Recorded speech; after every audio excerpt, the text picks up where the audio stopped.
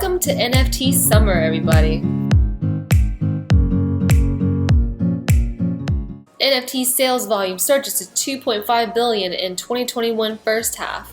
NFT production company raises 4 million. NFT marketplace Rarible raises 14.2 million. Fox launches a $100 million fund to dip its toes into the NFT space. Hey guys, welcome back to Not Financial Advice, where I talk about everything DeFi and crypto related. And today I'm going to be continuing my previous video on NFTs, but this video I want to focus more on the potential downside and inherent risks that are associated with NFTs.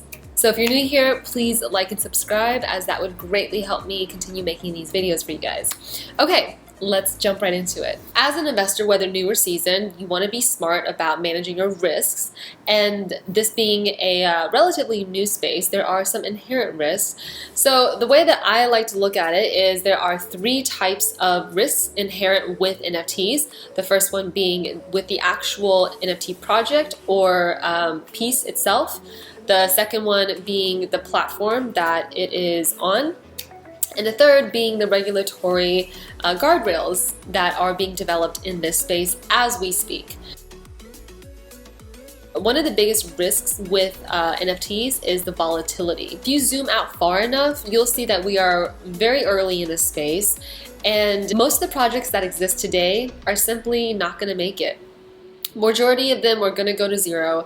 If you just take a quick look at Rarity Tools or just look at Twitter, you'll see that pretty much every day there's just handfuls and handfuls of new projects coming on, and this type of pattern is reminiscent of what happened in the cryptocurrency space when we had something like the OG meme coin Dogecoin Moon earlier this year. And soon after, all of these little knockoff coins started popping up. The Shibas, the Doge Fathers, the Doge Babies, the Safe Doges, that was my favorite. And so you're seeing that shift here to the NFT space, where you see a lot of success with a few early OG projects, followed by a rush of cash grab projects, and just, you know, different people trying to pile into the space, trying to flip a quick buck and become millionaires. The other aspect of volatility is that it's hard to price. There aren't really set and battle-tested mechanisms to tell you how to price an NFT and the true value of it, right? For example, according to this article, over the course of 2020, the value of some of the most popular types of NFTs spiked by around 2,000%. And on Top Shot, some highlights that initially sold for a few dollars are now worth tens of thousands. You can also see this happening with certain curated projects in the art blocks. For example, with the Fidenzas. The fun actually started when the weirdly monikered Vincent Van Gogh acquired 3 Fidenzas for $600,000. And it's worth sparing a thought here for the person who sold a Fidenza to the person who then sold that Fidenza to Vincent. I'm of course talking about Little Wheel.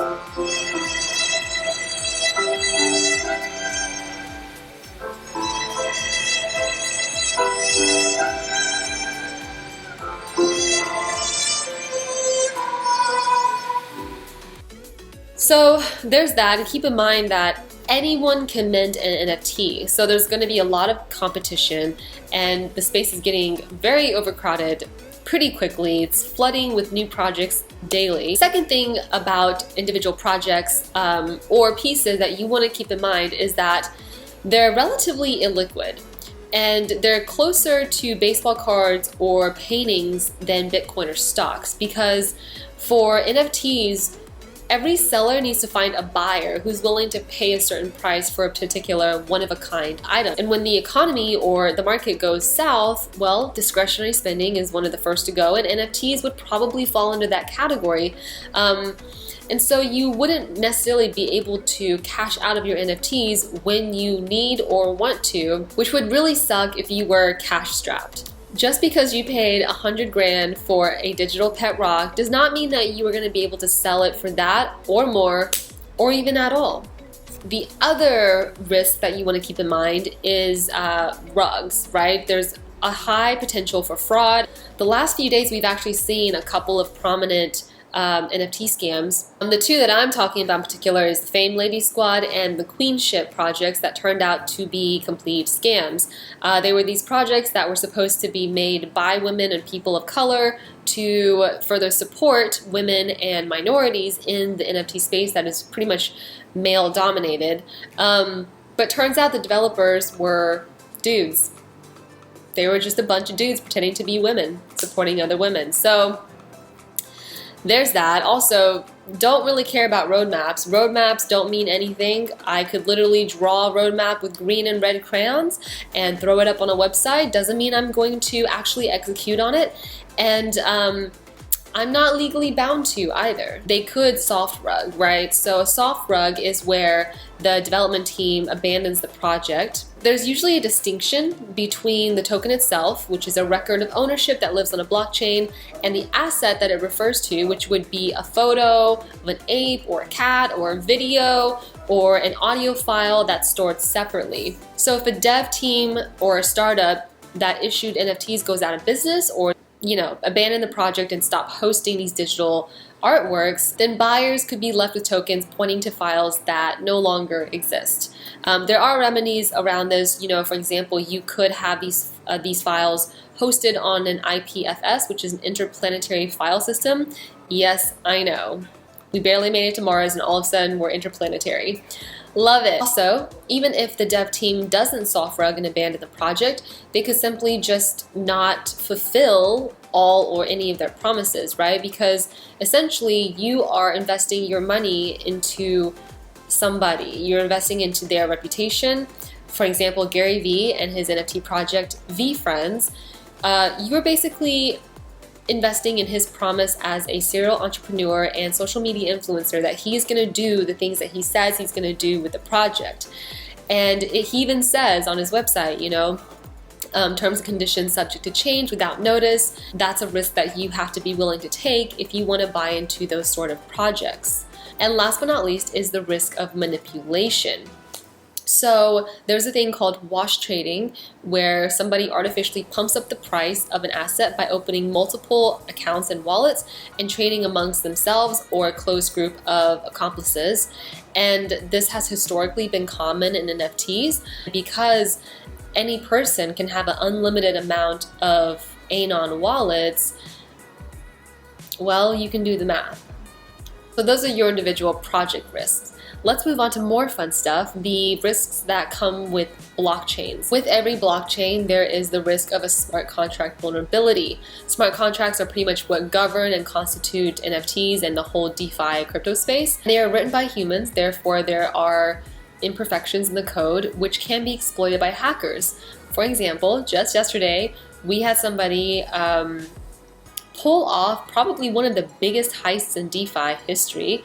This person hacked $600 million by exploiting a vulnerability in the code. So because NFTs are code and they are stored on a blockchain, which is more code, you have vulnerabilities. Somebody could theoretically hack the code, hack the blockchain, and you're out of luck with your NFT investment. There's also the risk of different blockchains because right now we are still in the early phase, and so we don't know who the winners or losers are necessarily going to be. Right now, NFTs are not blockchain agnostic, meaning that they're only compatible with specific blockchains. For example, NFTs that are ERC20 or ERC721, they're only compatible right now with Ethereum.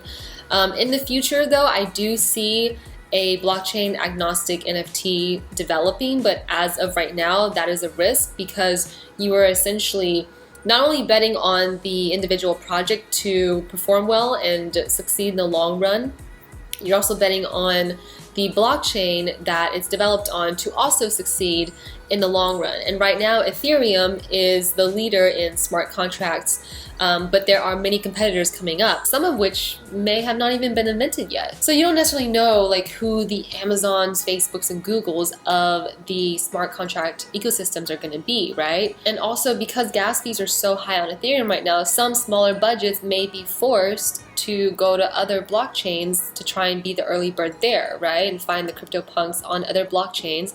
And if you look, you can see that some of these NFTs on Cardano have already started to kind of take off. And in considering the blockchain itself, you have to consider its native token. So for example, ADA would be the native token for Cardano, and ETH would be the native token for Ethereum. So you also have to factor in the future value of these native tokens when you purchase an NFT on their respective blockchain platforms.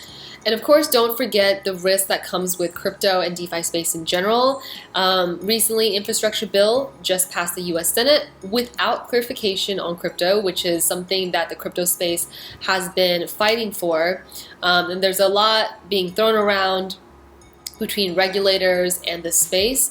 So just keep that in mind when you invest in things like NFTs, because is it a security? Is it an asset?